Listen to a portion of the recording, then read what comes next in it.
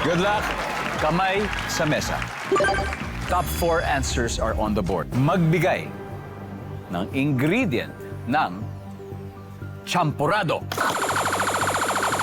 Christiana. Chocolate! Chocolate. Alright, nandyan ba ang chocolate? Top answer. Christiana, pass or play?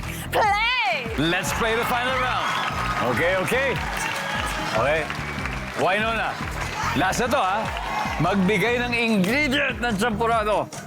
Siyempre yung kanin. Hindi sa champurado kung wala yan. Kung wala yan. Nandiyan ba ang kanin? Pasok, Wing. Ingredient ng champurado. Gatas o condensed milk? Gatas. Kumakain ka ba ng champurado? Kumakain po, paborito po yun. Paborito ko Sa rin yan. kaldero pa. Di ba? Gatas. Isa na lang. So, I'm sure may recipe ka ng champurado mo. Okay? At gustong-gusto ng pamilya mo yan. Favorite namin. Favorite niya yan. With tuyo. With tuyo, lalong-lalo na pag panahon ng...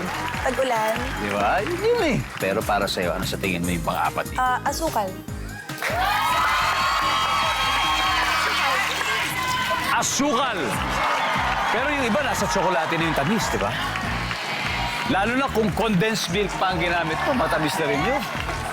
Kasi parang okay na naglalaban yung tamis at yung alat ng tuyo. Sarap nun. Sabi po nila ay asukal. Ang sabi ng survey ay...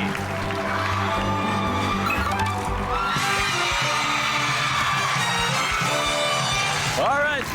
Ang ating final score, Team Wynonna, 424. Team Reich, 102 points. Thank you very much, Kuya Joseph. Ate Joy, salamat po. Hannah, thank you very much. And Reich, Thank you po. thank you. Mag-uwi pa rin po kayo ng 50,000 pesos. Thank you.